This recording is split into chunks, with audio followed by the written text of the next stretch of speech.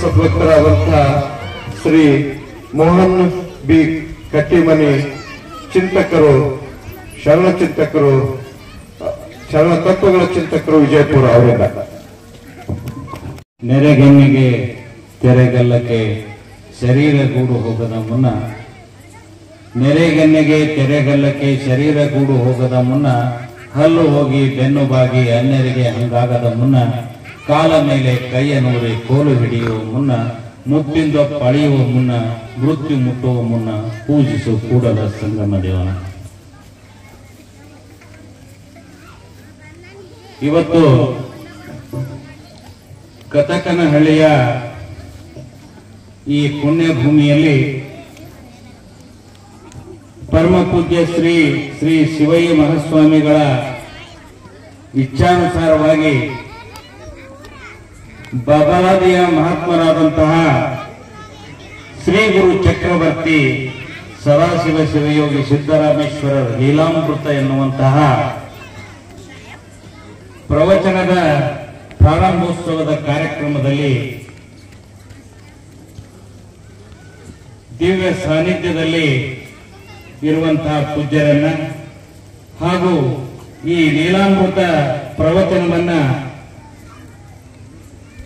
ಹೇಳಲು ವ್ಯಾಸಪೀಠದ ಮೇಲೆ ಪಬಡಿಸಿದಂತಹ ವೇದಮೂರ್ತಿ ಶ್ರೀ ಶ್ರೀಶೈಲ ಹಿರೇಮಠ್ ನಾವಲ್ಗಿ ಅವರು ಹಾಗೂ ಈ ಪ್ರವಚನದ ಅರ್ಥವನ್ನ ನಮ್ಮೆಲ್ಲರಿಗೂ ತಿಳಿಸಲು ಮತ್ತೊಂದು ವ್ಯಾಸದ ಪೀಠದ ಮೇಲೆ ಪಬಡಿಸಿರುವಂತಹ ಶ್ರೀ ಆನಂದ ಶಾಸ್ತ್ರಿಗಳೇ ಹಾಗೂ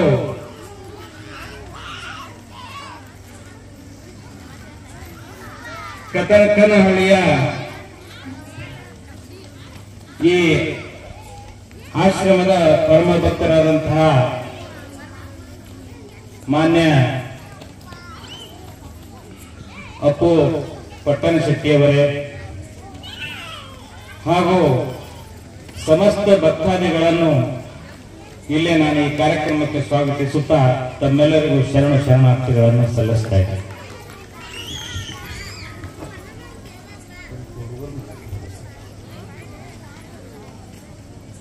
ಎಂತ ಅಪರೂಪದ ಕಾರ್ಯಕ್ರಮಕ್ಕ ಅಂತಂದ್ರೆ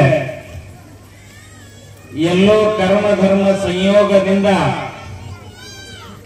ಯಾವತ್ತೂ ನಾನು 5ನೇ ವರ್ಗವನ್ನು ಓದುವಂತ ಸಂದರ್ಭದಲ್ಲಿ ದಿನದ 24 ತಾಸು ಮದ್ಯ ಸೇವಿಸುವಂತ ನನ್ನ ತಂದೆಗೆ ಒಂದು ಪ್ರಶ್ನೆಯನ್ನ ಕೇಳಿದೆ. ಏನಪ್ಪಾ, ಯಾವ ದೇವರ ಪೂಜೆಯನ್ನು ಮಾಡೋದಿಲ್ಲ, ಈ ಅಜ್ಜರ ಪೂಜೆ ಒಂದ ಫೋಟೋ ಇಟ್ಟು ಪೂಜೆ ಮಾಡ್ತೀಯಲ್ಲ, ಏನು ಕಾರಣ ಅಂತ ಅವತ್ತು ಪ್ರಶ್ನೆ ಕೇಳಿದ್ದೆ. ಇದು ಬಬಲಾದಿ ಸದಾಶಿವಪ್ಪನವರು ನಮಗ ಪ್ರಸಾದ ಏನ್ ಕೊಟ್ಟಾರಲ್ಲ, ಅದಕ್ಕೆ ಅವ್ರ ಒಬ್ಬರು ಫೋಟೋ ಪೂಜೆ ಮಾಡ್ತೀನಿ ಅಂತಿದ್ರು. ನನಗೆ ಅವತ್ತು ಅರ್ಥ ಆಗಿದ್ದಿಲ್ಲ. ಅವತ್ತು ಕೇಳಿದ ನನ್ನ ತಂದೆಗೆ ಕೇಳಿದ ಪ್ರಶ್ನೆಗೆ ಉತ್ತರ ಸಿಕ್ಕಿರ್ಲಿಲ್ಲ. ಅಚಾನಕ್ಕಾಗಿ ಗುರು ಚಕ್ರವರ್ತಿ ಇವತ್ತು ನನ್ನ ತಂದು ತನ್ನ ಜಾಗದೊಳಗೆ ನಿಲ್ಲಿಸಿ ಆ ಪುರಾಣ ಪ್ರಾರಂಭೋತ್ಸವದ ಉದ್ಘಾಟನೆಗೆ ನನ್ನ ನಿಂದ್ರಿಸಿದ್ದಾರೆ ಅಂತಂದ್ರೆ ನನ್ನಂತ ಪುಣ್ಯವಂತರು ಯಾರದಾರ ಅನ್ನೋದನ್ನ ವಿಚಾರ ಮಾಡಬೇಕು.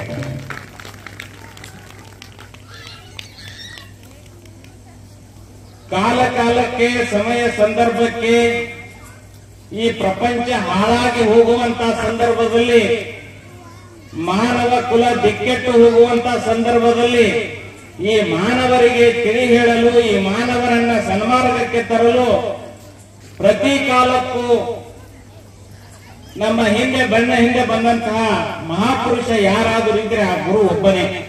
ನೋಡ್ರಿ, ಯುಗಾಂತರವಾಗಿದೆ. ಪ್ರತಿ ಯುಗವೂ ನಡೆದು ಹೋಗಿದೆ. ಪ್ರತಿ ಯುಗದಲ್ಲೂ ಸಾಕಷ್ಟು ಘಟನೆಗಳು ನಡೆದಿವೆ, ಕಥೆಗಳು ನಡೆದಿವೆ, ಪುರಾಣಗಳಾಗಿವೆ. ರಾಮಾಯಣ ಮಹಾಭಾರತದಂತಹ ಮಹಾ ಗ್ರಂಥಗಳ ರಚನೆ ಆದಂತಹ ಒಂದು ದೊಡ್ಡ ದೊಡ್ಡ ಕಥೆಗಳು ನಡೆದು ಹೋದಂತಹ ಯುಗಾಂತರದಿಂದಲೂ ಕೂಡ ಸಾವಿರಾರು ಜನ ಬಂದಿದ್ದಾರೆ, ಸಾವಿರಾರು ಜನ ಹೋಗಿದ್ದಾರೆ. ಆದರೆ ಅಲ್ಲಿಂದ ಇವತ್ತಿನವರೆಗೂ ನಿಂತ ಒಂದೇ ಒಂದು ಶಬ್ದ ಗುರು.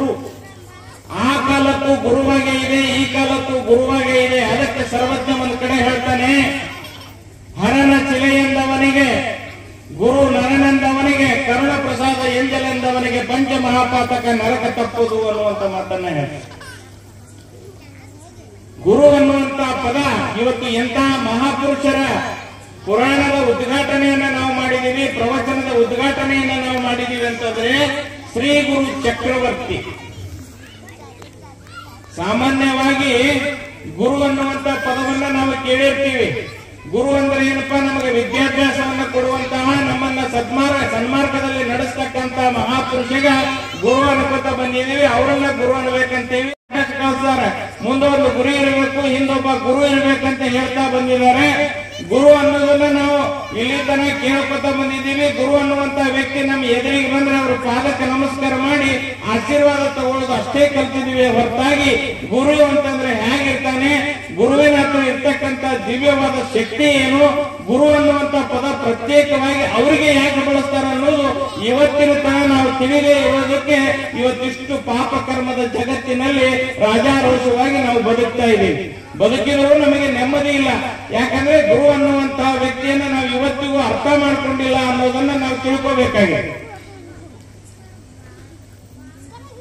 ಎಲ್ಲರಿಗೂ ಗುರು ಅನ್ನಕ್ಕಾಗೋದಿಲ್ಲ, ಎಲ್ಲರಿಗೂ ಗುರು ಚಕ್ರವರ್ತಿ ಅನ್ನಲಿಕ್ಕಾಗೋದಿಲ್ಲ.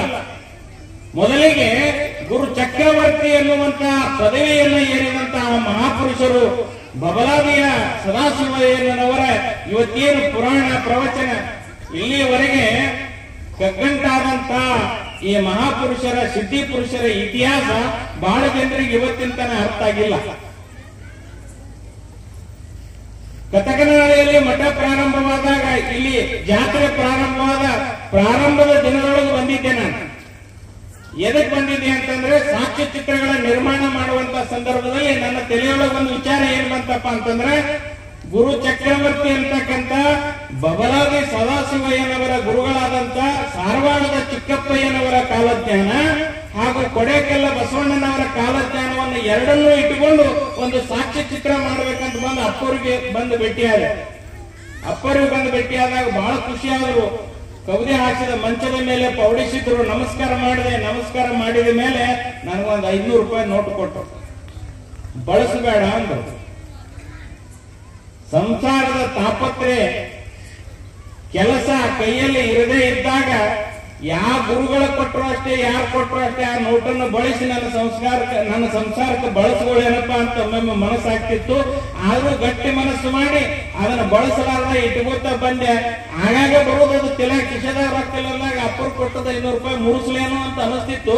ಕೊನೆಗೆ ನನ್ನ ವಿಚಾರಕ್ಕೆ ಅದನ್ನ ಹಗಲೆಲ್ಲ ತಲೆಯಾಗಿ ಮುರಿಸ್ಲೇನು ಅಂತ ಅನ್ಕೋತಾ ಬರುದ್ರಾಗನ ನೋಟ್ ಬ್ಯಾನ್ ಆಗಿ 500 ರೂಪಾಯಿ ನೋಟ್ ನಡಿಲಂಗೆ ಇವತ್ತಿಗೂ ಹಂಗೆ. ಗುರು ಯಾವುದೇ ರೀತಿಯಿಂದ ಹೇಳಿದಂತ ಮಾತು ನಮ್ಮ ಜೀವನಕ್ಕೆ ಅಳವಡಿಸ್ತಕ್ಕಂತಹ, ನಮ್ಮ ಜೀವನದ ವ್ಯವಸ್ಥೆಗೆ ಅದು ಸರಿ ಹೊಂದುವಂತ ವಿಚಾರವನ್ನೇ ಗುರು ತನ್ನ ಬಾಯಿಂದ ನುಡಿಸ್ತಾನೆ ಹೊರತಾಗಿ ಬೇರೆ ವಿಚಾರಗಳನ್ನ ನುಡಿಸೋದಿಲ್ಲ.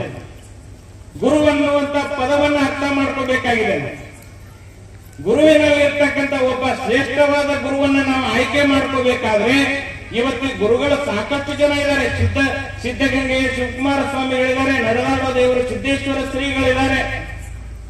ಪ್ರಪಂಚದಲ್ಲಿ ಸಾಕಷ್ಟು ಗುರುಪೀಠಗಳಿದಾವೆ. ವಿರಕ್ತ ಮಠಗಳಿವೆ, ಗೃಹಸ್ಥ ಮಠಗಳಿವೆ. ಸಾಕಷ್ಟು ಕಡೆ ಪ್ರಕಾಂಡ ಪಂಡಿತರಾದಂತ ಪವಾಡ ಪುರುಷರು ಈ ಜಗತ್ತಿನಲ್ಲಿ ಬಹು ವಿಶಾಲವಾಗಿ ಹಂಚಿ ಹೋದಂತ ಈ ಪ್ರಪಂಚದಲ್ಲಿ ಅದರಲ್ಲೂ ಕೂಡ ಗುರು ಅನ್ನುವುದನ್ನ, ಗುರು ಚಕ್ರವರ್ತಿ ಅನ್ನುವುದನ್ನ ಆಯ್ಕೆ ಮಾಡಬೇಕಾದ್ರೆ ಅದಕ್ಕೆ ಲಕ್ಷಣಗಳಿದಾವೆ. ಅಷ್ಟ ಲಕ್ಷಣಗಳನ್ನ ಹೊಂದಿದಂತ ಒಬ್ಬ ಮಹಾಪುರುಷನನ್ನ ನಾವು ಗುರು ಅಂತ ಹೇಳಿ ಸ್ವೀಕಾರ ಮಾಡಬೇಕಾಗಿದೆ. ಎಂತ ಅಷ್ಟ ಲಕ್ಷಣಗಳು ಯಾವುವು ಅಂತಂದ್ರೆ, ಮೊದಲನೆಯದು ನಿಸ್ವಾರ್ಥ, ನಿರ್ಮೋಹ, ಶಾಸ್ತ್ರ ಪಾರಣ್ಯತೆ, ಹೀಗೆ 8 ಲಕ್ಷಣಗಳನ್ನುಳ್ಳಂತ. ಹೌದು, 8 ಲಕ್ಷಣಗಳು ಎಲ್ಲರ ಹತ್ರ ಇರ್ತಾವ. ನೋಡಿ, ಗುರು ಅನ್ನುವಂತ ವಿಚಾರಕ್ಕೆ ನಾವು ತೆಗೆದುಕೊಂಡಾಗ ಅಂತರಂಗ ಬಹಿರಂಗ ಶುದ್ಧವಾಗಿರ್ಬೇಕಂತೇಳಿ ಶರಣರು ಹೇಳ್ತಾರೆ. ಗುರು ಅನ್ನುವ ಪದ ಎಷ್ಟು ಪವಿತ್ರವಾಗಿರ್ತದೆ. ಆ ಸ್ಥಾನಕ್ಕೆ ಹೋಗಬೇಕಾದ್ರೆ ಎಂತಹ ಮಹಾನ್ ಸಾಧನೆ ಆ ವ್ಯಕ್ತಿಯದಾಗಿರ್ತದೆ ಅನ್ನೋದನ್ನ ಅರ್ಥ ಮಾಡಿಕೊಂಡಾಗ ಗುರು ಚಕ್ರವರ್ತಿ ಬಬಲಾದಿ ಸದಾಶಿವರು ಅರ್ಥ ಆಗ್ತಾರೆ ಹೊರತಾಗಿ ಅಲ್ಲಿ ತನಕ ಅರ್ಥ ಆಗೋದಿಲ್ಲ.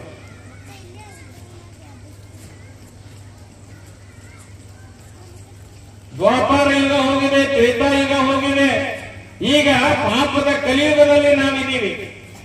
ಅವತ್ತು ಗುರುಗಳಿದ್ರು, ದ್ರೋಣಾಚಾರ್ಯರಂತ ಗುರುಗಳಿದ್ರು, ಮಹಾನ್ ಮಹಾನ್ ಗುರುಗಳು ಹಾಗೆ ಹೋದಂತ ಪ್ರಪಂಚದಲ್ಲಿ ಇವತ್ತಿನವರೆಗೂ ಒಂದೇ ಒಂದು ಪದ ಏನು ಕೇಳಿ ಬಂದಿದೆ, ಇವತ್ತಿನವರೆಗೂ ಸಾಂಪ್ರದಾಯಿಕವಾಗಿ ನಡೆದು ಬಂದಿದೆ ಅಂದ್ರೆ ಗುರು ಅನ್ನೋ ಪದ ಆ ಯುಗಕ್ಕೂ ಇದೆ, ಈ ಯುಗಕ್ಕೂ ಇದೆ. ಇಲ್ರಿ ನಮ್ಮಷ್ಟಕ್ಕೆ ನಾವೇ ಓದ್ಕೊಂಡು ಗುರುಗಳಾಗಿವಿ ಅನ್ನುವಂತ ಪಂಡಿತರು ಬಹಳಷ್ಟು ಜನ ಇದ್ದಾರೆ.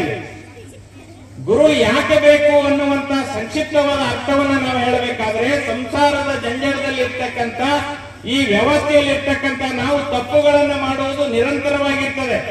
ಒಂದು ಸಣ್ಣ ಉದಾಹರಣೆ ನಿಮಗೆ ಹೇಳಬೇಕಪ್ಪ ಅಂತಂದ್ರೆ, ಯಾವುದೋ ಗೋಡೆಯ ಮೂಲೆಯಲ್ಲಿ ಜಾಡು ಸ್ಪೈಡರ್ ಅಂತೀವಿ, ಆ ಜಾಣ ಪತ್ತ ತನ್ನ ಬಲೆಯನ್ನ ಹೆಣೆದು ಗುಂಡಕ್ಕಾಗಿ ರೆಡಿಯಾಗಿ ಅದರೊಳಗೆ ಕೂತಿರ್ತದೆ. ನೊಣ ಆಕಸ್ಮಿಕವಾಗಿ ನೊಣ ಹಾರ್ತಾ ಬಂದು ಅದಕ್ಕೆ ಅದರ ಕಾಲು ತಗಲಿದ್ರು ಕೂಡ ಅದಕ್ಕೆ ವಾಪಸ್ ಹೋಗಕ್ ಆಗಲಾರದಂತ ಬಲಿಯನ್ನ ಒಂದು ಜಾಡಪದ ಹೆಣಿಕತ್ತೆ. ಅದು ತಿಳಿದೇನೋ ಅದಕ್ಕೆ ಅಂಟುಕೊಂಡು ಬಿಟ್ರೆ ಅದಕ್ಕೆ ಹೊರಗೆ ಬರಕ್ ಆಗೋದಿಲ್ಲ. ನಮ್ಮ ಪರಿಸ್ಥಿತಿಯು ಹಾಗೆ. ಸಂಸಾರದ ತಾಪತ್ರೆಯಲ್ಲಿರ್ತಕ್ಕಂಥ ನಾವು ನಮ್ಮ ಪ್ರಾಪಂಚಿಕ ಸುಖಭೋಗಗಳಲ್ಲಿ ಯಾವುದನ್ನ ತಿಳ್ಕೋಬೇಕು, ಯಾವುದನ್ನ ತಿಳಿಬಾರದು ಅನ್ನುವಂತ ದಾರಿಗಳು ನಮಗೆ ತಿಳಿದೇ ಇರುವುದರಿಂದ ಆಕರ್ಷಿತರಾಗಿ ಒಂದು ಸಾರಿ ಹೋದಾಗ ನಾವು ಎಷ್ಟು ತಪ್ಪು ದಾರಿ ಹೋಗ್ತೀವಿ ಅಷ್ಟು ಗಟ್ಟಿಯಾಗಿ ನಾವು ಪ್ರಪಂಚಕ್ಕೆ ಬೀಳ್ತೀವಿ. ಹಾಗೆ ನೊಣ ಹೋಗಿ ಸಿಗಿಬಿದ್ದಾಗ ಅದು ತಾನೇ ಬರಬೇಕಂದ್ರೆ ಸಾಧ್ಯ ಇಲ್ಲ. ಅಲ್ಲಿ ಮತ್ತೊಬ್ಬರ ಆಸರೆ ನೊಣಕ್ಕೆ ಸಿಕ್ಕು, ಏನೋ ನೊಣ ಸಿಕ್ಕು ಸಾಯ್ತೈತಿ ಅಂತೇಳಿ ಯಾರೋ ಒಬ್ಬ ಮಹಾಪುರುಷ ಅದನ್ನ ಹಿಡಿದು ತೆಗೆದ್ರೆ ಮಾತ್ರ ಅದಕ್ಕೆ ಹೊರಗೆ ಬರಕ್ ಸಾಧ್ಯ ಐತಿ, ಇಲ್ಲಿಕಪ್ಪ ಹೊರಗೆ ಬರಕ್ ಸಾಧ್ಯ ಇಲ್ಲ. ಹಂಗ ನಾವೆಲ್ಲರೂ ನೊಣಗಳಾಗಿ ಆ ಬಲೆಯೊಳಗೆ ಸಿಕ್ಕಾಕೊಂಡು ಬಿಡ್ತೀವಿ. ಪ್ರಪಂಚಿಕ ಸುಖಭೋಗಗಳಲ್ಲಿ ಎಲ್ಲವನ್ನು ಮರೆತು ನಾವು ಸಿಕ್ಕಾಕೊಂಡಾಗ ನಮ್ಮನ್ನ ಅದರಿಂದ ಹೊರಗೆ ತೆಗಿಬೇಕಾದ್ರೆ ಗುರುನೇ ಬರಬೇಕೆ ಹೊರತಾಗಿ ಮತ್ತೊಬ್ಬ ವ್ಯಕ್ತಿಯಿಂದ ತೆಗೆಯಕ್ಕೆ ಸಾಧ್ಯನೇ ಇಲ್ಲ.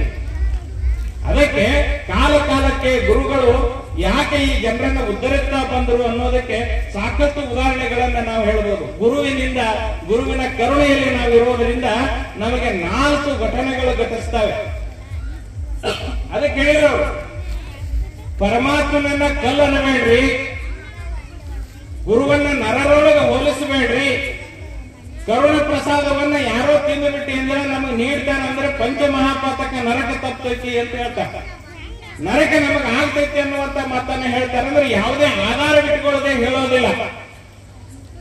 ನೋಡ್ರಿ, ಗುರು 8 ಲಕ್ಷಣಗಳುಳ್ಳಂತಹ, ಅವ ಮುಟ್ಟಿದ್ದೆಲ್ಲ ಚಿನ್ನ ಆಗುವಂತಹ, ಅವ ಮುಟ್ಟಿದ್ದೆಲ್ಲ ಪವಿತ್ರವಾಗುವಂತಹ ಅಂತರಂಗ ಬಹಿರಂಗ ಶುಚಿ ಇದ್ದಾಗ ಮಾತ್ರ ಅವ ಅಷ್ಟ ಗುಣಗಳನ್ನು ಹೊಂದಿದಂತಹ ಮಹಾಪುರುಷ ಮಾತ್ರ ಗುರು ಆಗಕ್ಕೆ ಸಾಧ್ಯ ಇದೆ. ಹೇಗೆ ಶರೀಫರ ವಿಷಯದಲ್ಲಿ ಒಂದು ಉದಾಹರಣೆ ಬರುತ್ತೆ. ಗುರು ಅನ್ನುವಂತಹ ಕರುಣೆ, ಆ ಗುರು ಅನ್ನುವಂತಹ ಕೃಪಾ ಕಟಾಕ್ಷ ಹೇಗಿರ್ತದಪ್ಪ ಅಂತಂದ್ರೆ, ಒಂದು ಸಾರಿ ಅಜ್ಜಿ ಯಾವಾಗ ಆಕೆಗೆ 28 ವಯಸ್ಸು ತುಂಬಿದ್ದು ಅವತ್ತಿನಿಂದ ಶರೀಫ್ ಅಜ್ಜ ನನ್ನ ಮನೆಗೆ ಬರಬೇಕು, ನನ್ನ ಮನೆಗೆ ಬಂದು ಊಟ ಮಾಡಬೇಕು ಅನ್ನುವಂತ ಒಂದು ಸಂಕಲ್ಪದೊಳಗಿದ್ದು. ಎಂತ ಸಂಕಲ್ಪ ಅದು ಅಂತಂದ್ರೆ, ಆಕೆಗೆ 70 ವರ್ಷಗಳಾದರೂ ಕೂಡ ಇನ್ನೂ ಕೂಡ ಶರೀಫ್ನ ನಮ್ಮ ದರ್ಶನ ನೀವು ಹೋದ ಕೂಡನೆ ಸ್ಪೆಷಲ್ ಟಿಕೆಟ್ ತೆಗೆಸ್ಕೊಂಡು ಗುರುಗಳಿಗೆ ಭೇಟಿ ಆಗ್ಬೇಕಂದ್ರೆ ಆಗೋದಲ್ಲ. ಆ ಗುರುಗಳು ಬೇರೆ. ಆ ಶರೀಫನನ್ನ ಕಾಯ್ತಾ ಕುಳಿತಂತಹ ಅಜ್ಜಿಗೆ ಕೊನೆಗೆ ಆಕೆ 75 ವರ್ಷ ಆದಾಗ ಆಕೆಗೆ ಭೇಟಿ ಕೊಡ್ತಾರೆ ಶರೀಫ್ ರಜ್ಜರು. ಭೇಟಿ ಕೊಟ್ಟಾಗ ಆಕೆ ಹೇಳ್ತಾಳ, ಯಪ್ಪ ನನ್ನ ಚಪ್ರದ ಮ್ಯಾಗ ಹಾಗಲಕಾಯಿ ಬೆಳ್ಳಿನ ಬೆಳೆಸಿನಿ, ಆ ಹಾಗಲಕಾಯಿಗಳನ್ನ ಆದಂತ ಹಾಗಲಕಾಯಿ, ಆ ಬಳ್ಳಿ ಒಳಗಾದಂತ ಹಾಗಲಕಾಯಿಗಳನ್ನ ಮಾರಿ ಬಂದಂತ ರೊಕ್ಕದೊಳಗೆ ನಾನು ಉಪಜೀವನ ನಡೆದೈತಿ. ಅದಕ್ಕೆ ನೀನು ನನ್ನ ಮನೆಗೆ ಬಂದು ಹಾಗಲಕಾಯಿ ಪಲ್ಯ ತಿಂದು ಹೋಗ್ಬೇಕು, ಇದು ಬಿಟ್ರೆ ನನ್ನ ಹತ್ರ ಏನು ಇಲ್ಲ ಅಂದಾಗ ನಗುತ್ತಾರೆ ಶರೀಫರು. ಆಯ್ತು ನಡಿ ಅಜ್ಜಿ ಅಂತ ಹೇಳಿ ಬರ್ತಾರೆ. ಗುರು ಕರುಣೆ ಹೇಗಿರ್ತದೆ ವಿಚಾರ ಮಾಡ್ರಿ. ಯಾವ ಸಂದರ್ಭಕ್ಕೆ ಏನು ಕೊಡಬೇಕಾಗೈತೆ ಅದನ್ನ ಕೊಡುವಂತ ಏಕೈಕ ವ್ಯಕ್ತಿ ಗುರು.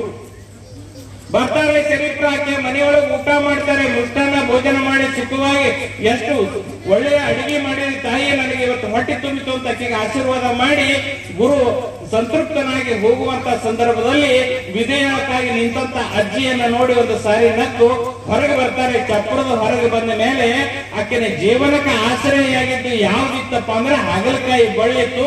ಬಡ ಹೊರಗೆ ಬರುವಾಗ ನಮಗ ನಿಮಗ ಅವ್ರು ಮಾಡೋ ಕೆಲಸ ತಪ್ಪು ಅನಿಸಿದ್ರು ಕೂಡ ಅದರೊಳಗೆ ಒಂದು ಅರ್ಥ ಇರ್ತದೆ. ಅದಕ್ಕೆ ಗುರು ಮೂಲ, ನದಿ ಮೂಲ, ಋಷಿ ಮೂಲ ಹುಡುಕ್ಬಾರ್ದಂತಾರೆ. ನಾವು ಅದೇ ಕೆಲಸ ಮಾಡಿ ಇವತ್ತು ಈ ಪರಿಸ್ಥಿತಿ ಒಳಗಿದ್ದೀವಿ. ಶರೀಫಜ್ಜ ಹಾಗಲಕಾಯಿ ಪಲ್ಯ ಉಂಡು ಸಂತೃಪ್ತನಾಗಿ ಅಜ್ಜಿಗೆ ಆಶೀರ್ವದಿಸಿ ಹೊರಗೆ ಹೋಗುವಾಗ ಸುಮ್ಮ ಹೋಗಲಿಲ್ಲ. ಶರೀಫಜ್ಜ ಹಾಗಲಕಾಯಿ ಬೆಳ್ಳಿ ಒಟ್ಟು ಕಿಚ್ಚಿ ಚೆಲ್ಲಪಲ್ಲಿ ಮಾಡಿ ಹೋಗು. ಅಜ್ಜಿ ಹೊರಗೆ ಬಂದು ನೋಡ್ತಾಳ, ನಾನು 75 ವರ್ಷದ ತನ ಶರೀಫನ್ ನೋಡ್ಬೇಕಂತ ಕಾಯ್ಕೊಂಡು, ಆ ಗುರುವಿನ ನೋಡ್ಬೇಕಂತ ಕಾಯ್ಕೊಂಡು ಇವತ್ತು ಇಲ್ಲಿ ಬಂದು ನಿಂತು ಅವನಿಗೆ ಹಾಗಲಕಾಯಿ ಪಲ್ಯವನ್ನು ಊಟ ಮಾಡಿಸಿ ಅವನಿಗೆ ಸಂತೃಪ್ತಿ ಮಾಡಿ ಕಳಿಸಿದ್ರೆ ನನ್ನ ಜೀವನಕ್ಕೆ ಆಧಾರ ಇದ್ದಂತ ಹಾಗಲಕಾಯಿ ಬಳ್ಳಿನ ಕಿತ್ತು ಚೆಲ್ಲಾಪಿಲ್ಲಿ ಮಾಡಿ ಹೋದ್ನಲ್ಲ, ಇವ ಎಂತ ಗುರು ಅಂತ ಒಮ್ಮೆ ಸಿಟ್ಟು ಬರ್ತದಕ್ಕೆ. ಸಿಟ್ಟು ಬಂದಾಗ ಅಜ್ಜಿ ನೇರವಾಗಿ ಶರೀಫ್ ಎಲ್ಲಿರ್ತಾರ ಅಲ್ಲಿಗೆ ಓಡಿ ಹೋಗ್ತಾಳ. ಅಲ್ಲಿ ಓಡಿ ಹೋಗಂತಾಳ, ಅಜ್ಜ ನಿನಗ 75 ವರ್ಷ ತನಕ ಕಾದು ನಿನ್ನ ದರ್ಶನ ಮಾಡಿ ಮೃಷ್ಟಾನ್ನ ಭೋಜನ ಹಾಗಲಕಾಯಿ ಪಲ್ಯ ಉಳಿಸಿದ್ಯ. ನನ್ನ ಬದುಕಿಗೂ ಅದೇ ಆಸರಾಗಿತ್ತು. ಇವತ್ತು ಹೋಗುವಾಗ ಊಟ ಮಾಡಿ ಹೋಗುವಾಗ ಎಲ್ಲಾ ಕಿತ್ತಿ ಹೋದೆಯಲ್ಲಪ್ಪ, ಏನ್ ಕತ್ತಿ? ಹೌದಾ ಇವ ನಿನ್ನ ಪಲ್ಯದ ಗಿಡ ನಾನು ಕಿತ್ತಿನಲ್ಲ, ಅದನ್ನ ಮತ್ತೆ ತೆಗ್ಗ ತೋಡು, ಆ ತೆಗ್ಗ ತೋಡಿ ಸರಿಯಾಗಿ ಅದನ್ನ ನಾಟಿಸೋದು ನಾಟ್ಬೇಕಂತ ಹೇಳ್ತಾರೆ. ಅದಕ್ಕೆ ಮರು ಮಾತನಾಡದೇನೆ ಅಜ್ಜಿ ಬಂದು ಆ ಗಿಡ ಮತ್ತೆ ನಾಟಿಸ್ಬೇಕಂತೇಳಿ ತೆಗಿತಾಳ. ಚಪ್ಪರದ ಮುಂದ ಒಳಗ ಬಂಗಾರದ ಗಡಿಗೆ ಇರ್ತದ, ಆ ಬಂಗಾರದ ಗಡಿಗೆ ಆಕೆಗೆ ಸಿಗ್ತದ. ಗುರು ಯಾವ ಸಂದರ್ಭಕ್ಕೆ ಏನು ಕೆಲಸ ಮಾಡ್ಬೇಕು ಅನ್ನೋದನ್ನ ಹೇಳಿ ಮಾಡೋದಲ್ಲ, ಅದು ತಾನಾಗೆ ಕಟ್ಟಿಸುವಂತ ಕೆಲಸ ಗುರುವಿನ ಆಶೀರ್ವಾದದಲ್ಲಿ ಇರ್ತದೆ. ಇಂಥ ಸಾಕಷ್ಟು ಉದಾಹರಣೆಗಳು ಗುರು ಪರಂಪರೆಯಿಂದ ತಿಳಿದು ಬರ್ತದೆ. ಗುರುವಿನಿಂದ ನಮಗೆ 4 ಲಾಭಗಳಾಗ್ತವೆ. ಗುರು ಅನ್ಬೇಕು ನಾವು. ಮೊದಲನೆಯದು, ಅವಿದ್ಯಾವಂತನಿಗೆ ವಿದ್ಯಾ ಸಿಗಬಹುದು. ಅವನಿಗೆ ಶಾಲೆನೇ ಗೊತ್ತಿಲ್ಲ, ಅವ ಮಹಾಪಂಡಿತ ಆಗಬಹುದು. ಅವನಿಗೆ ಇವತ್ತ ನಾಳೆ ಸಾಯ್ತಾನಂತಂದ್ರೆ ಆ ಗುರುಕರಣೆ ಇದ್ರೆ ಸಾವು ತಪ್ಪಬಹುದು, ಆಯುಷ್ಯ ಹೆಚ್ಚಾಗಬಹುದು. ಈ ಸದ್ಯ ಅವನಿಗೆ ಒಂದು ದೊಡ್ಡ ಘಟನೆ ಘಟಿಸಿದ್ರೆ ಘಟನೆ ತಪ್ಪಿಸಬಹುದು, ಸಾವನ್ನ ಮುಂದಕ್ಕೆ ಹಾಕಬಹುದು. ಹೇಗೆ?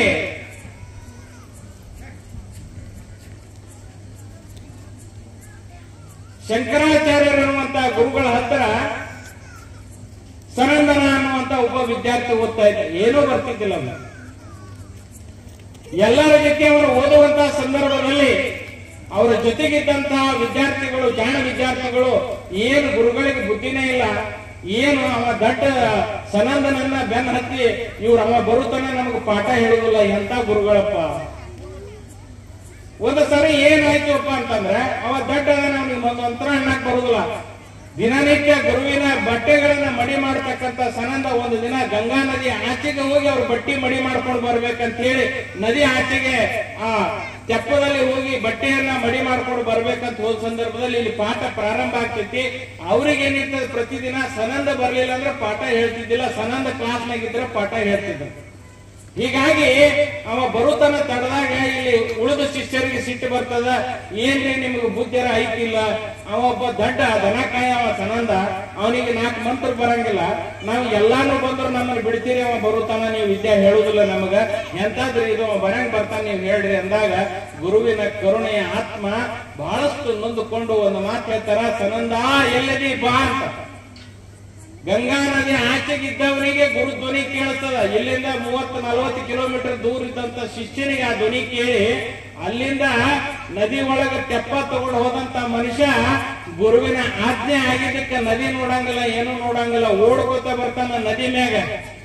ಓಡ್ಕೋತ ಬರುವ ಸಂದರ್ಭದಲ್ಲಿ ಆ ಗುರು ಕರುಣೆಯಿಂದ ಗಂಗಾದೇವಿ ಅವನಿಗೆ ಕಮಲದ ಹೂಗಳಿಂದ ಆ ಕಾಲಿಗೆ ಆಶ್ರಯ ಕೊಟ್ಟಾಗ ಅವ ದಾಟ್ಕೊಂಡ್ಬಂದು ಗುರುವಿನ ಮುಂದೆ ನಿಂತಾಗ ಗುರು ಹೇಳ್ತಾರೆ, ಯಾಕೆ ಲೇಟ್ ಮಾಡಿದೆ? ಇಲ್ಲ, ನಿಮ್ಮ ಬಟ್ಟೆಯನ್ನ ಗಂಗಾ ನದಿ ಆಚೆಗೆ ಹೋಗಿ ನಾನು ಶುಚಿಗೊಳಿಸಿಕೊಂಡು ಬರ್ಬೇಕಂತ ಮಾಡಿದ್ದೆ, ಅದಕ್ಕೆ ನನಗೆ ತಡ ಆಯ್ತು ಗುರುವೆ, ಕ್ಷಮಿಸ್ರಿ ಅಂತ ಕೂಡ್ತಾನ. ಇಲ್ಲ, ಇವತ್ತ ನೀನೊಬ್ಬ ಅವಿದ್ಯಾವಂತ, ನಿನಗೇನೋ ಬರೋದಿಲ್ಲ ಅಂತ ಇವರೆಲ್ಲಾ ಶಿಷ್ಯರು ಹೇಳ್ಯಾರ, ಇವತ್ತು ಪ್ರವಚನವನ್ನ ನೀನೇ ಮಾಡು ಅಂತ ಹೇಳಿ ಆ ವ್ಯಾಸಪೀಠದ ಮೇಲೆ ಅವನು ಕುಂದಿರಿಸಿ ಪಾಠ ಮಾಡಕ್ ಹೇಳ್ತಾರ. ಶಂಕರಾಚಾರ್ಯರಕ್ಕಿಂತ 2 ಪಟ್ಟು ಚೆನ್ನಾಗಿ ಅವತ್ತು ಅವನು ಪಾಠ ಮಾಡ್ತಾನೆ. ಅಂತಂದ್ರೆ ಗುರು ಕರುಣೆ ಇದ್ರೆ ವಿದ್ಯೆ ಇಲ್ಲದಂತ ವ್ಯಕ್ತಿಯು ಕೂಡ ವಿದ್ಯೆಯನ್ನ ಹೇಳಬಲ್ಲಂತ ಆಶೀರ್ವಾದ ಆಗ್ತೈತಿ ಅನ್ನೋದಕ್ಕೆ ಆ ಗುರು ಕರುಣೆ ಅಂತಂತಾರೆ. ಇನ್ನೊಂದು ಸಣ್ಣ ವಿಚಾರ ನಿಮ್ಮ ಹತ್ರ ಹೇಳ್ಬೇಕಂತಂದ್ರೆ, ಒಂದು ಸಾರಿ ಸಿದ್ಧಾರೂಢರ ಹತ್ರ ಆರೂಢರು ಸಿದ್ಧಾರೂಢರ ಹತ್ರ ಮಿಶ್ರಕೋಟಿ ಕಾಳಪ್ಪ ಅಂತ ಕೆಲಸ ಮಾಡ್ತಿರ್ತಾರೆ. ಒಂದು ಅವಿದ್ಯಾವಂತನಿಗೆ ವಿದ್ಯಾ ಬರ್ತದಂತ ಹೇಳಿದೆ, ಇನ್ನೊಂದು ಸಾವನ್ನ ಮುಂದಕ್ಕೆ ಹಾಕ್ಬೋದು. ಗುರುವಿನ ಕರುಣೆ ಇದ್ರೆ ನೀ ಇವತ್ತು ಸಾಯ ಇನ್ನೊಂದು 15 ದಿನಕ್ಕೆ ಸಾಯಂಗ ಮಾಡ್ತಾನೆ ಗುರು. ಹೇಗೆ? ಮಿಶ್ರಕೋಟಿ ಕಾಳಪ್ಪ ಬಡಿಗೇರ್ ಕೆಲಸದೊಳಗೆ ಬಹಳಷ್ಟು ಪರಿಣಿತಿಯನ್ನು ಹೊಂದಿದಂತ ವ್ಯಕ್ತಿ. ಸಿದ್ಧಾರೂಢರ ಹುಬ್ಬಳ್ಳಿಯಲ್ಲಿರ್ತಕ್ಕಂಥ ಸಿದ್ಧಾರೂಢರ ಆ ಕೈಲಾಸ ಮಂಟಪವನ್ನ ಇವತ್ತಿಗೂ ನೀವು ನೋಡಬಹುದು. ಆ ಕೈಲಾಸ ಮಂಟಪವನ್ನ ಇಡೀ ಮಂಟಪವನ್ನ ಕೆತ್ತಿದಂತ ಮಿಶ್ರಕೋಟಿ ಕಾಳಪ್ಪ. ಯಾರು ಕೈಲಾಸ ಮಂಟಪ ಮಾಡಕ್ ಸಾಧ್ಯ ಇಲ್ಲ, ಮಿಶ್ರಕೋಟಿ ಕಾಳಪ್ಪನೇ ಆ ಕೈಲಾಸ ಮಂಟಪ ಮಾಡಬೇಕಂದಾಗ ಅವನಿಗೆ ಎಲ್ಲ ರೀತಿಯಿಂದ ಗುರುಗಳು ಸಿದ್ಧಾರೂಢರು ಅನುಕೂಲ ಮಾಡಿದ್ರು.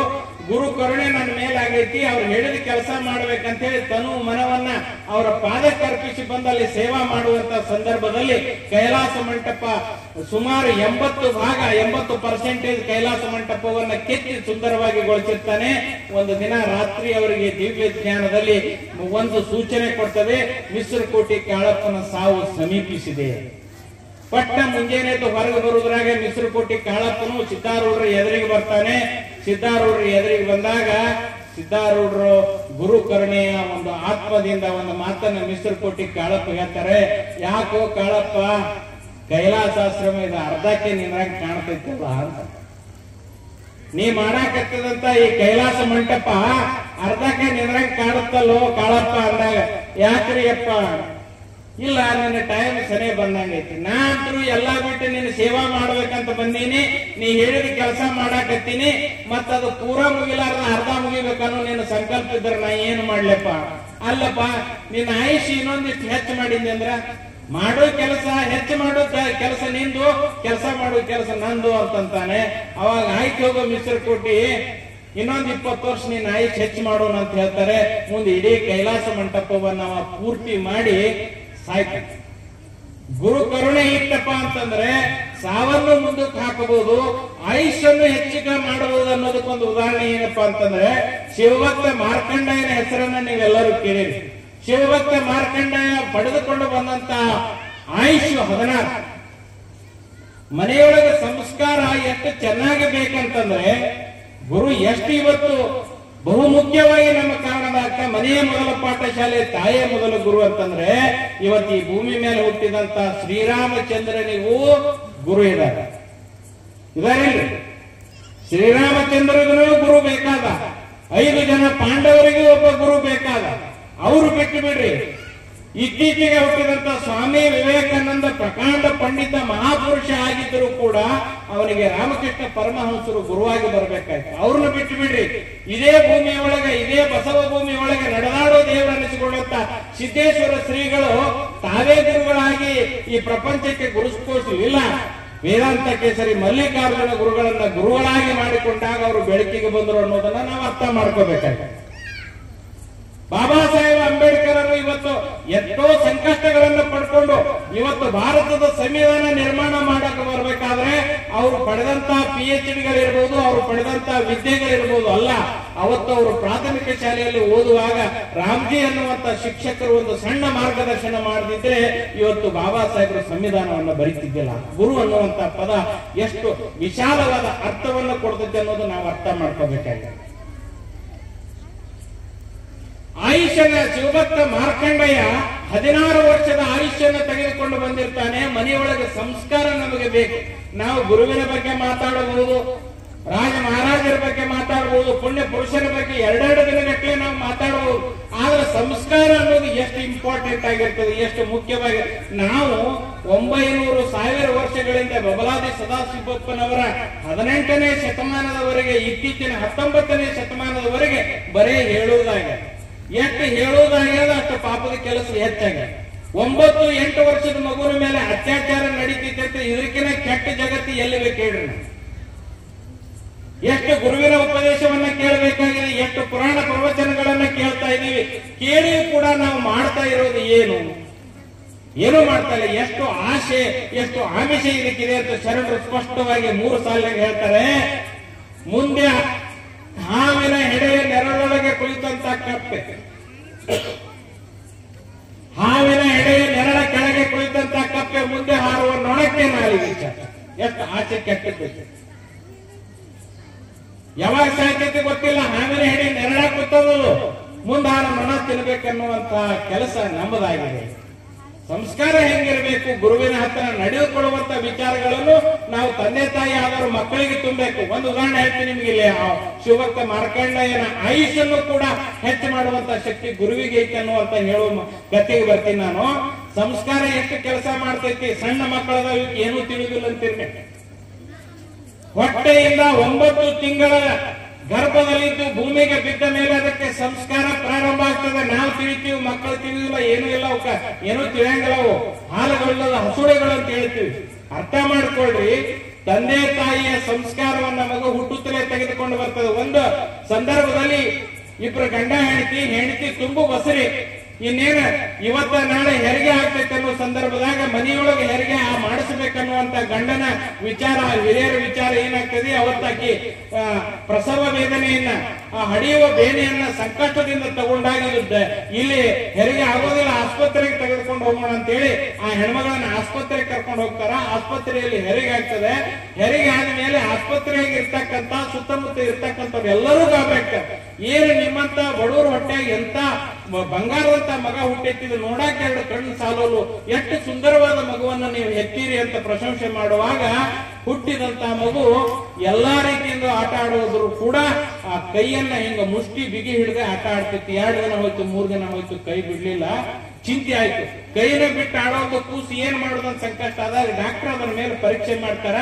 ಯಾಕೆ ಮಗು ಕೈ ಬಿಡ್ತಾ ಇಲ್ಲ, ಏನೋ ಇರ್ಬೇಕು, ಇದನ್ನ ಒಂದು ಪರೀಕ್ಷೆ ಮಾಡೋಣ ಅಂತೇಳಿ ಮಾನಸಿಕ ವೈದ್ಯರನ್ನ ಕರೆಸ್ತಾರೆ. ಮಾನಸಿಕ ವೈದ್ಯರು ಅದನ್ನ ಪರೀಕ್ಷೆ ಮಾಡ್ತಾರೆ ಕೂಸಿನ.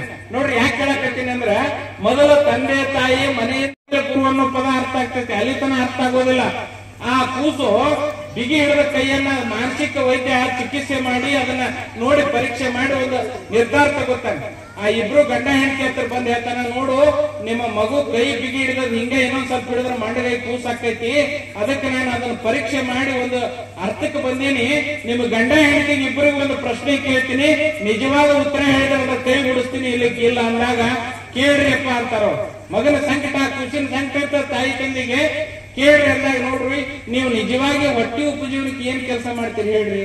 ಯಪ್ಪ, ನಾವು ಹೊಟ್ಟೆ ಉಪಜೀವನಕ್ಕೆ ಕಳತನ ಮಾಡಿ ಬದುಕ್ತೀವಿ, ಕಳತನ ವಿನಃ ನಮ್ಗೆ ಯಾವ ಕೆಲಸನೂ ಬರಂಗಿಲ್ಲ ಅಂತಂದಾಗ ಡಾಕ್ಟರ್ ಪರೀಕ್ಷೆ ಮಾಡಿ ಮಾನಸಿಕವಾಗಿ ಅಧ್ಯಯನ ಮಾಡಿ ತಿಳಿದುಕೊಂಡು ಉತ್ತರಕ್ಕೂ ಇವ್ರು ಹೇಳೋ ಉತ್ತರಕ್ಕೂ ಸರಿಯಾಗಿತ್ತು. ಡಾಕ್ಟರ್ ತನ್ನ ಕೊಳ್ಳಾಗಿಂದ 1-2 ತೊಲಿ ಚೈನಾ ತೆಗೆದು ಆ ಕೃಷಿ ಮುಂದೆ ಹಿಡಿದಂತ ಅವಾಗ ತಗೋಬೇಕಂತ ಕೈ ಬಿಡ್ತು. ಕೈ ಬಿಟ್ಟಾಗ ಕೈಯಾಗಿದ್ದು 60 ತೊಲಿ ಉಂಗ್ರೆ ಜಣ್ಣ ಅಂತ ಕೆಳಗೆ ಬಿತ್ತಂತ. ಸೂಲಗಿತ್ತಿಯರ ಹೆರಿಗೆ ಆದ್ಮೇಲೆ ಕುಸಿನ್ ತಗೊಂಡು ತೊಳೆಯುದು ವರ್ಷ ಮಾಡುವ ಸಂದರ್ಭಕ್ಕ ಸೂಲಗಿತ್ತಿ ಕೈಯನ್ನು ಉಂಗ್ರನೇ ಬಿಚ್ಚಿ ಹಿಡ್ಕೊಂಡಿತ್ತದ ಕೂಸು. ತಂದೆ ತಾಯಿಗಳ ಕಳ್ಳತನದ ಸಂಸ್ಕಾರವನ್ನು ನಮಗ ಹುಟ್ಟುತ್ತಲೇ ತಗೊಂಡು ಬರ್ತದೆ ಅಂತಂದ್ರೆ ಮುಂದೆ ಏನಾಗೋದಿಲ್ಲ ಅನ್ನೋದನ್ನ ನಾವು ವಿಚಾರ ಮಾಡಬೇಕಾದಾಗ, ಗುರುವಿನ ನಂಬಿದಂತ ಗುರುವಿನಿಂದ ಅವಿದ್ಯಾವಂತ ವಿದ್ಯಾವಂತನಾಗ್ತಾನೆ, ಸಾವಿನಿಂದ ಬದುಕಿ ಬರ್ತಾನೆ, ಆಯುಷ್ಯ ಹೆಚ್ಚಾಗ್ತದೆ. ಮಾರ್ಕಂಡಯ್ಯನಿಗೆ ತಂದೆ ತಾಯಿಗಳು ಒಳ್ಳೆಯ ಸಂಸ್ಕಾರವನ್ನು ಕೊಟ್ಟಿದ್ರು. ತಂದೆ ಮೃಗುಂಡ ಮುನಿ, ನೀನು ಗುರು ಹಿರಿಯರನ್ನ ಪೂಜಿಸಿ ಅವರ ಪಾತ್ರಕ್ಕೆ ನೀನು ಸಾಕ್ಷಿಯಾಗಬೇಕು. ಗುರು ಹಿರಿಯರು ಎಲ್ಲೇ ಕಂಡ್ರು ಕೂಡ ಅವರಿಗೆ ದೀರ್ಘದಂಡ ಪ್ರಣಾಮಗಳನ್ನು ಸಲ್ಲಿಸಿ ಅವರನ್ನ ಗೌರವದಿಂದ ಕಾಣಬೇಕನ್ನುವಂತ ಸಂಸ್ಕಾರ ಕೊಟ್ಟಿದ್ರು. ವಯಸ್ಸು 16 ಅವನಿಗೆ. ಆ 16 ವಯಸ್ಸಿನ ಶಿವಭಕ್ತ ಇಡೀ ದಿನ ಶಿವಭಕ್ತಿಯಲ್ಲೇನೆ ನಿರತನಾಗಿರುವಂತಹ ಸಂದರ್ಭದಲ್ಲಿ ಒಂದು ದಿನ ಎಂತ ಒಂದು ಭಕ್ತಿಯಪ್ಪ ಅಂತಂದ್ರೆ, ಈಶ್ವರಲಿಂಗವನ್ನು ತಬ್ಬಿಕೊಂಡು ಭಕ್ತಿ ಮಾಡುವಂತ ಸಂದರ್ಭದಲ್ಲಿ ಯಮ ಪಾಶ ತಗೊಂಡು ಬರ್ತಾನೆ. 16 ವರ್ಷ ಮುಗಿತಾವೆ. ಪಾಶ ತಗೊಂಡು ಬರ್ತಾನೆ, ಪಾಶ ಒಗಿತಾನೆ. ಪಾಶ ಒಗದಾಗ ಪರಮೇಶ್ವರ ಬಂದು ತ್ರಿಶೂಲದಿಂದ ತಿವಿದು ಯಮನನ್ನ ಕೆಳಗೆ ಕೆಡುತ್ತಾನೆ. ಯಮ ಪ್ರಶ್ನೆ ಮಾಡ್ತಾನೆ ಶಿವನಿಗೆ, ಅಪ್ಪ, ಒಬ್ಬ ವ್ಯಕ್ತಿಯ ಕೊನೆಯ ಶ್ವಾಸ ನಿಲ್ಲುವ ಸಮಯಕ್ಕೆ ಬಂದು ಪ್ರಾಣಾವಯಿ ಅಂತ ನನಗೆ ಆಜ್ಞೆ ಮಾಡೀನಿ. ಇಲ್ಲಿ ತನಕ ಬಂದು ಅವನ ಕಾದೀನಿ. ಕೊನೆಯ ಉಸಿರು ಅವನು ಎಳೆಯೋದಕ್ಕೆ ನಾನು ಪಾಚ ಹಾಕಿನಿ. ನಂದು ಏನು ತಪ್ಪೈತಿ, ನನಗೆ ಯಾಕೆ ಶಿಕ್ಷೆ ಕೊಟ್ಟು? ಹುಚ್ಚಪ್ಪ, ನನಗೆ ಶಿಕ್ಷೆ ಕೊಟ್ಟಿಲ್ಲ, ನಾನು ನಿನ್ನೆ ಎಚ್ಚರಿಸೀನಿ.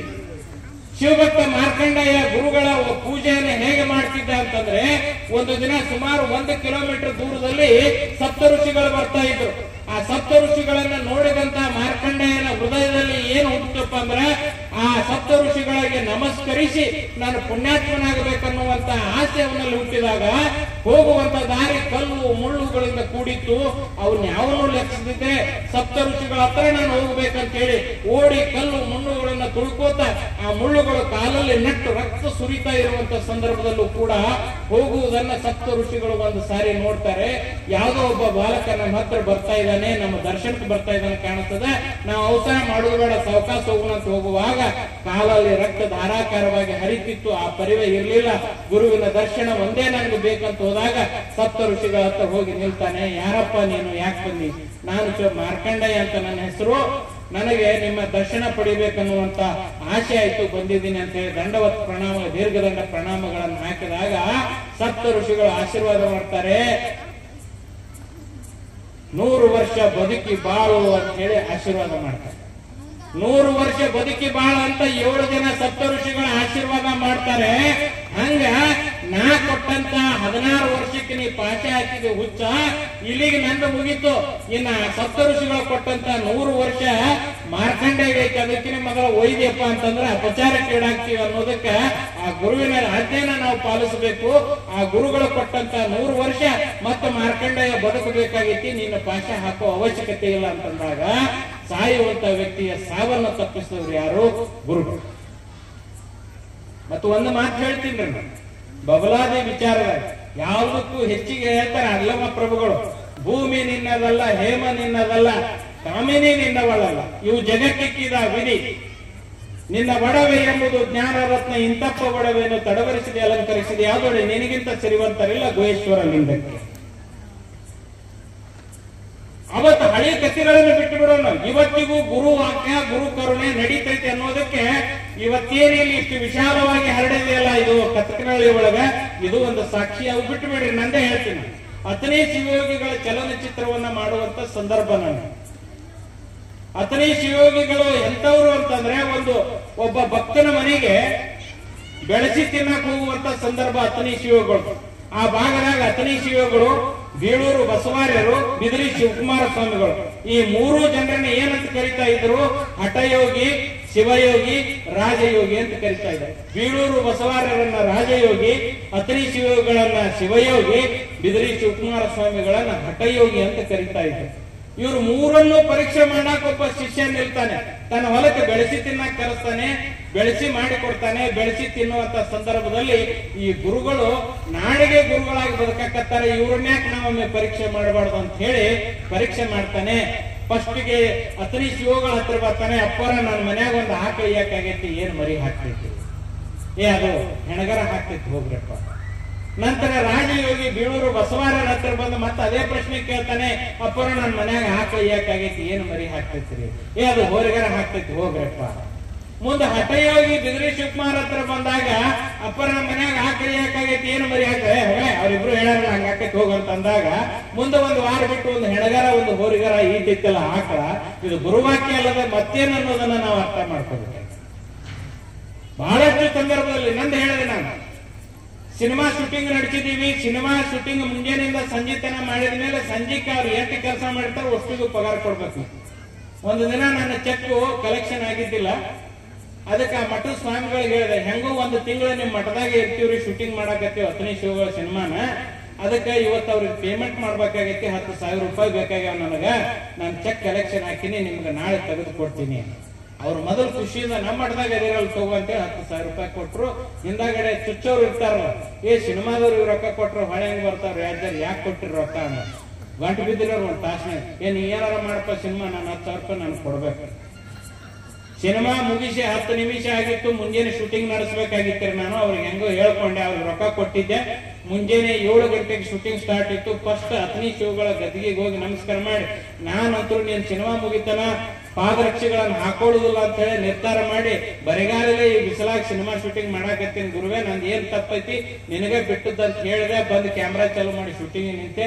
2 ನಿಮಿಷನಾಗ ಒಂದು ಫೋನ್ ಬಂತು, ಏನ್ರಿ ನೀವು ಅಥಣಿ ಶಿವಗಳ ಬಗ್ಗೆ ಸಿನಿಮಾ ಮಾಡಾಕತ್ತೀರಿ ಅಂತ, ಮತ್ತೆ ನಾನು ಅಥಣಿ ಶಿವಗಳ ಬಗ್ಗೆ ದೊಡ್ಡ ಸಾಲಿ ತೆಗೆದು ಕೋಟ್ಯಾಂತರ ರೂಪಾಯಿ ಗಳಿಸಿನಿ, ನನ್ನ ಕಡೆನೇ ನೀವು ಅಡ್ವರ್ಟೈಸ್ ತಗೊಂಡಿಲ್ಲಲ್ರಿ, ಒಂದು ಅಡ್ವರ್ಟೈಸ್ ಎಷ್ಟು ಐತೆ ಅಂದ್ರೆ 1 ನಿಮಿಷಕ್ಕೆ 25,000 ರೂಪಾಯಿ, ನಂದು ಈಗ 1 ಲಕ್ಷ ರೂಪಾಯಿ ಅಡ್ವರ್ಟೈಸ್ ತಗೊಂಡು ಹೋಗ್ಬೇಕು ನೀವು ಸದ್ದ ಬಂದಂತ. ನಾವು ಇವ್ರಿಗೆ 10,000 ರೂಪಾಯಿ ಕೊಡ್ರಿ ಅಂತ ಬೆನ್ನತ್ತಾರ. ಅವಾಗ ನಮ್ಮ ಹುಡುಗರನ್ನ ಕಳಿಸಿ ಅವ್ರು ಹೋಗಿ ಅವ್ರ ಸಾಲಿ ಶೂಟಿಂಗ್ ಮಾಡ್ಕೊಂಡು ಬಂದು ಆ 1 ಲಕ್ಷ ರೂಪಾಯಿ ಚೆಕ್ ಅನ್ನ ಮಠದ ಮುತ್ಯಾಲಯದಲ್ಲ ತಗೊಂಡು ಬರ್ರಿ ಅಂದಿದ್ದೆ, ಕೊಟ್ಟು ಅವತ್ತು ಕುಣಿತಾರೆ. ಹೀಗೆ ಗುರುವಿನ ಕರುಣೆ ಇದ್ರೆ ನಮ್ಮ ನಿಮ್ಮ ಮೇಲೆ ಎಲ್ಲವೂ ಕೂಡ ಆಗ್ತವೆ. ಇವತ್ತು ಒಂದು ಒಳ್ಳೆಯ ಒಂದು ಸಂದರ್ಭ ಏನಪ್ಪಾ ಅಂತಂದ್ರೆ,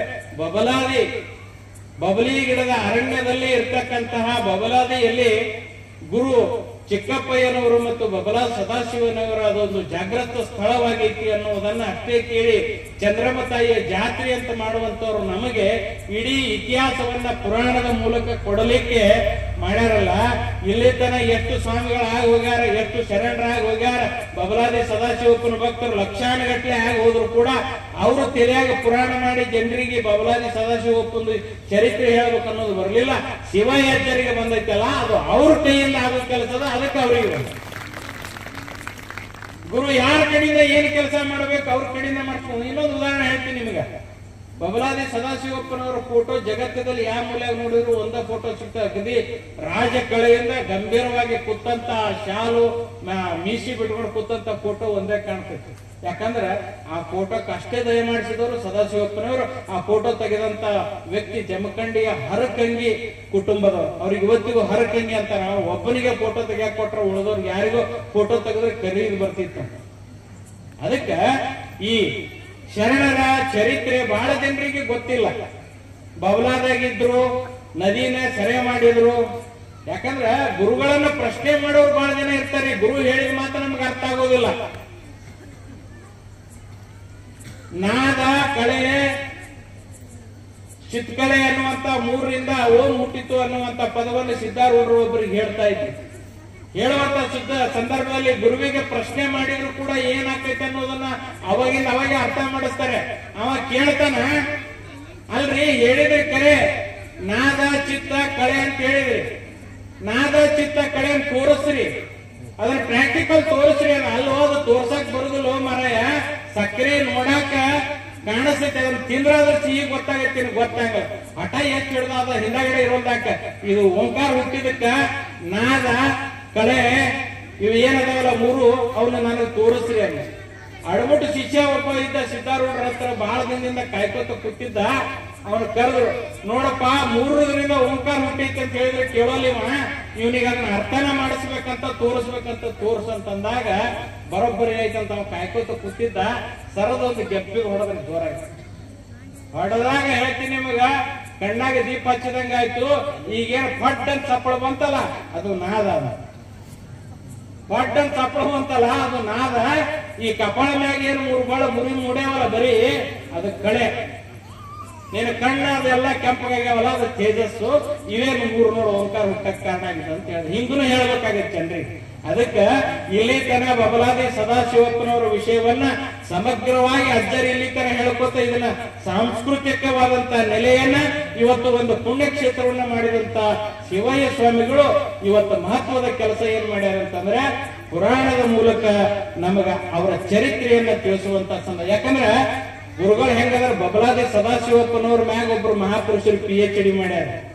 ನಾ ಫಸ್ಟ್ ಕಾಲಜ್ಞಾನದ ಸ್ಟೋರಿ ಮಾಡ್ತೀನಿ ಅಂತ ಬಂದಾಗ ಶಿವಯ್ಯಜ್ಜರು ಹೇಳಿದ್ರು, ನೀವು ಆ ಮನುಷ್ಯನ ಹತ್ರ ಹೋಗ್ರಿ, ಹೆಸರು ಬೇಡ, ಆ ಮನುಷ್ಯನ ಹತ್ರ ಹೋಗ್ರಿ, ಮಠದ ಮ್ಯಾಗ ವಿಷಯದ ಮ್ಯಾಗ PhD ಮಾಡ್ಯಾನ, ಅವನ ಹತ್ರ ಹೋಗ್ರಿ ಅಂದಾಗ ನಾ ಹೋದೆ. ಮತ್ತೆ ಈ ಮಠದ ವಿಷಯದ ಮ್ಯಾಗ PhD ಮಾಡಿರಿ ಅಂತ ಧಾರವಾಡದ ಚಿಕ್ಕಪ್ಪಯ್ಯ ಮತ್ತು ಬಬಲಾದಿ ಸದಾಶಿವಪ್ಪನವರ ಕಾಲಜ್ಞಾನದ ಬಗ್ಗೆ ನನಗೆ ಹೇಳ್ರಿ, ಒಂದ್ ಸ್ಟೋರಿ ಮಾಡ್ತೀನಿ ಅಂದ್ರೆ, ಇಲ್ರಿ ನಾ PhD ಮಾಡೀನಿ, ಅವಾರ್ಡ್ ಆಗೈತ್ರಿ, ಪುಸ್ತಕ ಪ್ರಿಂಟ್ ಆಗಿಲ್ಲ. ಆಗುದಿಲ್ಲ. ಬಬಲಾದಿ ಸದಾಶಿವಪ್ಪ ಅಷ್ಟು ಸರಳ ಇಲ್ಲ. ಯಾರ ಕಡೆಯಿಂದ ಪ್ರಿಂಟ್ ಮಾಡಿಸ್ಕೋಬೇಕು, ಯಾರ ಕಡೆಯಿಂದ ಹೇಳಿಸ್ಬೇಕು ಅನ್ನೋದು ಗೊತ್ತದ. ಪುಸ್ತಕ ಇವತ್ತು ಪ್ರಿಂಟ್ ಆಗಿಲ್ಲ. ಅವ್ರಿಗೆ ಹೋಗಿ ಕೇಳ್ರಿ, ಪುಸ್ತಕ ಪ್ರಿಂಟ್ ಆಗಿಲ್ರಿ ಅಂತ. ಅದು ಪುರಾಣದ ರೂಪದಾಗ ಶಿವಯ್ಯಜ್ಜರ ಕೃಪಾ ಕಟಾಕ್ಷದಲ್ಲಿ ಇವತ್ತು ಹೊರಗೆ ಬಂದು ಇಬ್ಬರು ವೇದ ಮೂರ್ತಿಗಳು ಅದನ್ನ ಅರ್ಥೈಸಿ ಹೇಳುವಂತದ್ದು. ನೋಡ್ರಿ, ಎಲ್ಲರ ಕೇಳಿ ಪುರಾಣ ಹೇಳೋರು ಒಬ್ಬರ ಶಾಸ್ತ್ರಿಗಳು ಇರ್ತಾರ, ಪೆಟ್ಟಿಗೆಗೆ ಹಾಡ ಹಾಡ್ತಾರ, ಪುರಾಣ ಹೇಳ್ತಾರ, ಹೋಗ್ತಾರ. ಒಬ್ರು ಹೇಳೋರು ಇನ್ನೊಬ್ಬರ ಅರ್ಥ ಹೇಳುವ ಅನುಕೂಲತೆಯನ್ನ ನಮ್ಗೆ ಮಾಡಿಕೊಟ್ಟಿದಾರಲ್ಲ, ಇಂತಹ ಪುಣ್ಯದ ಕೆಲಸ ಮತ್ತೊಂದಿಲ್ಲ. ಇಂತಹ ಪುಣ್ಯದ ಕೆಲಸಕ್ಕೆ ನನ್ನ ಅತಿಥಿಯಾಗಿ ಕರೆದು ಮತ್ತಷ್ಟು ನನ್ನ ಜೀವವನ್ನು ಪುನೀತ ಮಾಡಿದಂತ ಶಿವಯ್ಯದವರಿಗೆ ಹಾಗೂ ಕಥಕನಾಳಿಯ ಎಲ್ಲಾ ಸದ್ಭಕ್ತರಿಗೂ ಎಲ್ಲರಿಗೂ ನಾನು ತಲೆಬಾಗಿ ನನ್ನ 2 ಮಾತುಗಳನ್ನು ಮುಗಿಸ್ತಾ ಇದ್ದೇನೆ. ಶರಣ.